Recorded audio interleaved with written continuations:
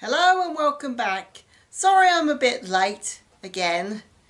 Although this time there is a reason. You see, my original intention was to review Crash Bandicoot: The Wrath of Cortex. Only halfway through the game, my save managed to freeze up and it refused to load the save every time I tried to get back into it. So eventually I just gave up and decided to download Fallout 4 instead. I've been wanting to get into the Fallout series for a while and I thought that Fallout 4 would be a good place to start. However, once again I made the poorest decision of not realising how long the game would probably take. Hence, here I am, once again, 3 months later. Anyway, let's get into it.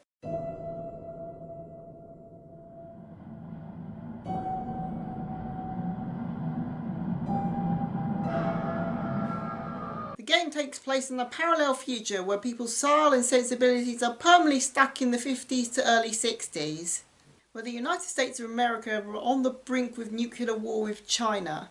You play as a random person who, along with their spouse and child, managed to get into a fallout shelter just about as the bomb started to drop, only to get frozen in cryostasis for the future. However, he is briefly woken up by a mysterious group that kidnaps his son and kills his spouse and then freezes him again. He then gets unfrozen a second time. Now with all that background, you then head out into the world to do whatever the fuck you want, although the main objective is retrieve your son. On your travels you eventually find out that the group that kidnapped your son is called the Institute and has been making these humanoid androids called synths and using them to replace regular people in the desolate wastelands. With a bit of help you manage to track down and kill your son's kidnapper and then team up with one of the factions to infiltrate the Institute's base. Only for a plot twist which isn't really much of a twist as the game's been out for ages now, but it turns out the person running the Institute is your kidnapped son, whose DNA was being used to create the synths and has somehow ended up in charge of the whole facility. At this point, the game proposes what it claims to be a moral dilemma, where you either team up with your son and help the Institute perform their unethical experiments, or you team up with one of the other factions and turn the Institute and your son into a massive crater in the ground. Once you've made your choice and played it to its conclusion, you finally finish the game's campaign and you're basically left free to run about as you see fit.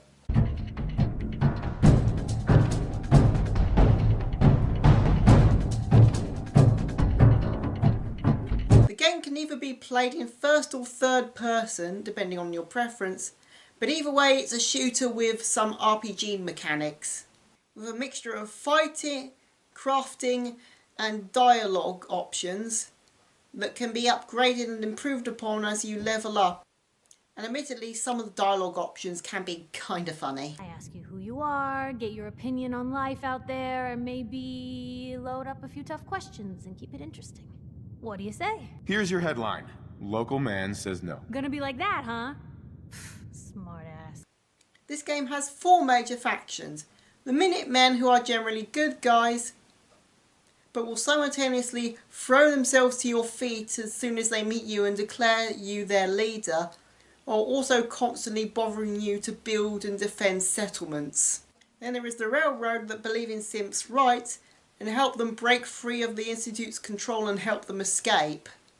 Then you have Fallout's reoccurring faction, the Brotherhood of Steel, who are a group of power armor wielding, technology hoarding zealots. And then you have the Institute, which is a group of science bastards who live in their discount Aperture Science underground facility. The game has a shitload of side quests in this massive open world, but there ain't gonna be a Boston Tea Party if you know what I mean, as the game world is full of mutated monsters like super mutants, ghouls and death claws, not to mention all the bandits, as well as the gunners who are just sort of there doing something. Thankfully, you don't have to fight them alone, as there is a large group of companions that you can recruit to your side to help out, fight alongside, and even romance in some cases.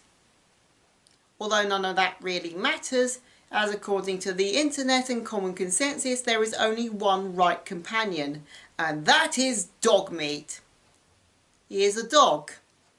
He is loyal. He is good boy. You must praise the doggo, love the doggo, worship the doggo, do anything for the doggo. All hail the doggo! All hail the doggo! Sorry about that. Got a bit carried away there. The game also has several DLCs, the two big ones being Far Harbour and Nuka World, as well as a few smaller ones that people don't care as much about. There's also the Creation Club, which is basically this game's equivalent to the sort of paid online store for cosmetics, except these ones are mostly made by modders in collaboration with Bethesda that hopefully shares the money with them. Or let's be fair, in terms of mods, which would you rather have? A bunch of new gun skins that cost 10 quid? Or an entire game-sized mod that's completely free that you can give money directly to the creators for your own fruition? You see the problem with paid mods?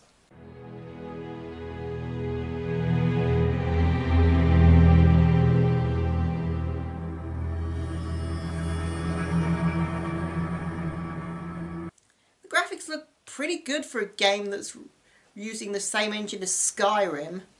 Admittedly, it's not hyper-realistic, ultra-definition 4K wowie zowie buzzword fidelity, but still looks pretty good, but it does a reasonably good job in creating all the small details and large areas for the greater Boston area.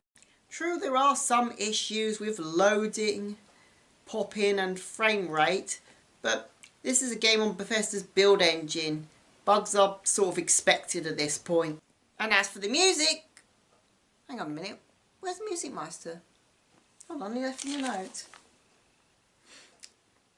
Took too long, gone on holiday. Right, I guess I'm doing this myself then. The game has two distinctive types of music. Some being more sort of ambient background noises that sort of help set the atmosphere and build tension.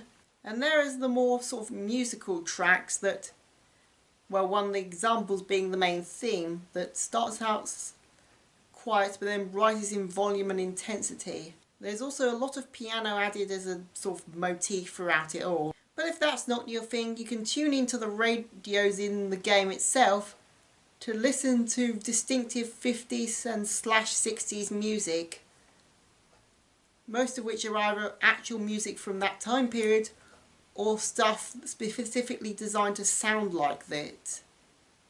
With the most iconic being The Wanderer by Dion, which is kind of became the game's non-official theme because it was used in quite a lot of the advertising. Not that I can play any of that music for you, because even if it is royalty free, the copyright bots will probably still strike me for it.